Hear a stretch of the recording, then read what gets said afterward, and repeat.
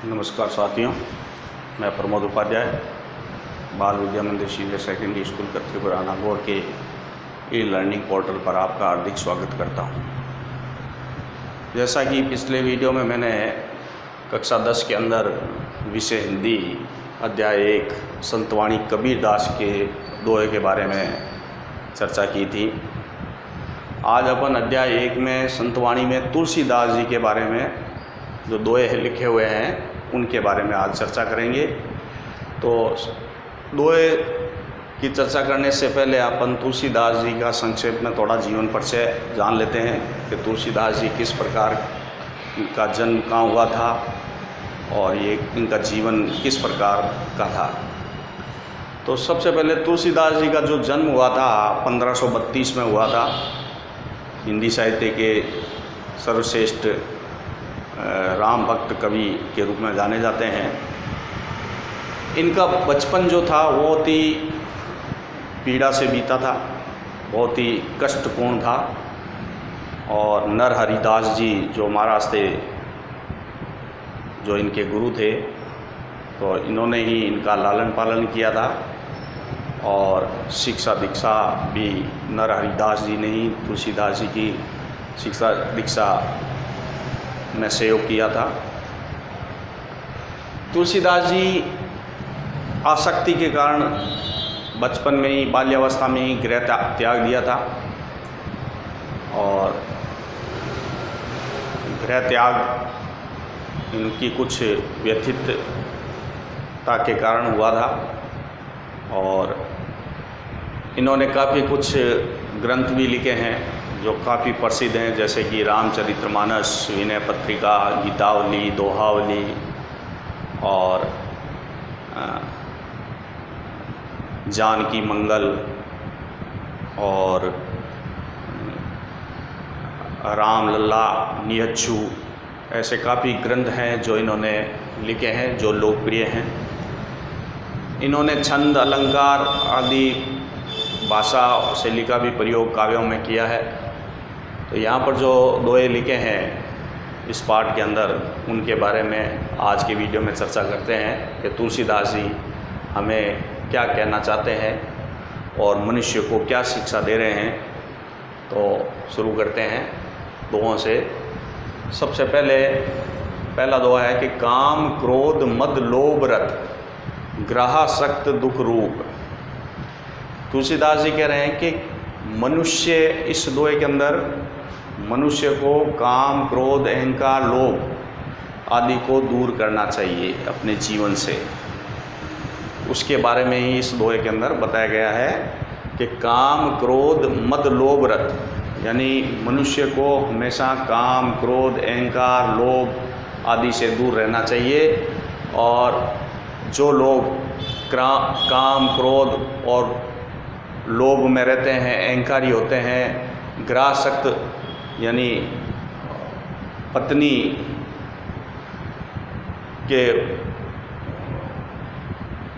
के पास में मतलब ज़्यादातर रहते हैं, तो वो हमेशा उनका जीवन जो है वो कष्टदायक होता है। तय किम जाने रघुपति मूढ़ परे बहकू। और इस प्रकार जो काम, क्रोध, अहंकार, लोभ वाले जो व्यक्ति होते हैं, मूर्ख लोग जो होते हैं, वो राम की जो भक्ति महिमा है उससे अपरिचित रहते हैं। यानी राम की जो भक्ति महिमा है उससे वो वंचित रहते हैं। उनका जो काम, क्रोध, लोभ, अहंकार जो मन के अंदर होता है, तो वह राम की भक्ति महिमा के लिए वह अज्ञान होते हैं। तो इस तरीके से जो मूढ़ परे बेवकूफ़, जो संसार रूपी कुएं में पड़कर, संसार रूपी जो मूर्ख लोग होते हैं, मूढ़ यानी मूर्ख लोग, जो मूर्ख लोग होते हैं वो संसार रूपी कुएं में पड़कर और श्री राम की भक्ति महिमा से अपरिचित हो जाते हैं। यानी श्री राम की भक्ति जो महिमा है उससे वो वंचित रहते हैं। इसलिए मनुष्य को कहा है कि कभी भी काम, क्रोध, अहंकार, लोभ जीवन में नहीं लाना चाहिए।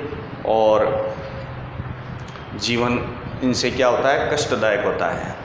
तो इस मोह माया जाल से दूर रहना चाहिए। ये इस दोहे के अंदर बताया गया है। दूसरा है कहिबे कहे रसना रसी, कहिबे कहे रसना रची, सुनबे कहे किए कान। तुलसीदास जी इसमें क्या कह रहे हैं?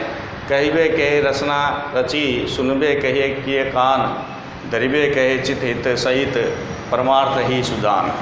इस दोहे के माध्यम से कवि ये कहना चाहते हैं कि हमारे जो मनुष्य को जो है कान दिए हैं और जीभ दी है और हृदय दिया है, तो उसको हमेशा परमार्थ में लगाना चाहिए। परमार्थ में ही हमारे जीवन में सुख आता है। यानी कहिबे कहे रसना रसी, तुलसीदास जी कहते हैं कि हमारे लिए ईश्वर ने जीभ दी है, सुनबे कहे ज्ञान, और सुनने के लिए हमें कान दिए हैं, धरिबे कहे चित हित सहित, और लोक हित के लिए, परमार्थ के लिए, लोक हित के लिए हमें क्या दिया है? हृदय दिया है, चित्त दिया है, परमार्थ ही सुजान। इसलिए जो संत जन होते हैं वो हमेशा परमार्थ में ही लगे रहते हैं, परमार्थ की चिंता ही करते हैं, लोगों के दूसरों की भलाई की चिंता करते रहते हैं। उसी प्रकार मनुष्य को भी हमेशा परमार्थ में चिंता करनी चाहिए और परमार्थ में ही अपना जीवन काटना चाहिए, दूसरों की भलाई भी करनी चाहिए अपने जीवन के अंदर।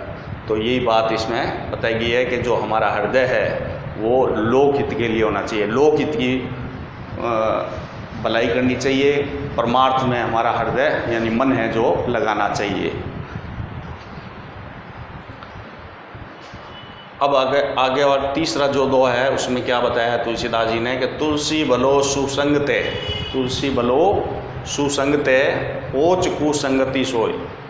तुलसीदास जी कह रहे हैं कि जो अच्छी संगत में रहता है, जो मनुष्य अच्छी संगत में रहेगा तो उसको अच्छे गुणों और सद्गुणों का जीवन में लाभ मिलेगा। भलो सुसंग यानी अच्छी संगत में रहने से अच्छे गुणों का जीवन में विकास होता है। पोच, पोच यानी बुरे, पोच कुसंगति सोई, और जो कुसंगत में रहेगा या कुसंगति में शामिल होगा तो उसके जो शरीर में, उसके जीवन में हमेशा वो बुरा ही बनेगा, उसमें बुरे गुण ही उत्पन्न होंगे। तो इस प्रकार से तुलसीदास जी कहते हैं कि जो अच्छी संगति में रहता है तो उसे अच्छे गुणों का भी को प्राप्त करता है, और जो बुरी संगति में होता है वह बुरे गुणों को ग्रहण करता है। ठीक है।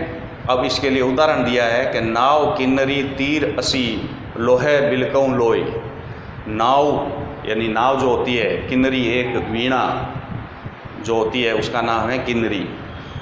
नाव किन्नरी तीर असी, लोहा बिलकऊ लोई, यानी जिस प्रकार से जिस लोहे के द्वारा नाव बनती है और एक प्रकार की वीणा बनती है, तब तो वो लोहा अच्छा माना जाता है, उस लोहे के गुण अच्छे माने जाते हैं। और वही लोहा, उसी लोहे के द्वारा जब बाण और तलवार बनाई जाती है तो वही लोहा अवगुणी हो जाता है, यानी वो उस लोहे की कोई भी प्रशंसा नहीं करते हैं। यानी तीर असी, बाण और तलवार बनने से वो एक प्रकार के हथियार बन जाते हैं, तो हथियार किसी के लिए वो प्रशंसादायक नहीं होते हैं। नाव और किन्नरी अगर लोहे से बनी होती है तो उस लोहे के गुणों की पहचान होती है, यानी लोहे को अच्छा माना जाता है। और जब लोहा, वही लोहा अगर उसी लोहे से अगर बाण और तलवार बनाई जाए तो वह लोहा प्रशंसनीय नहीं होता है, यानी उसको बुरा कहा जाता है। इस प्रकार से वही बात बताई है तुलसीदास जी ने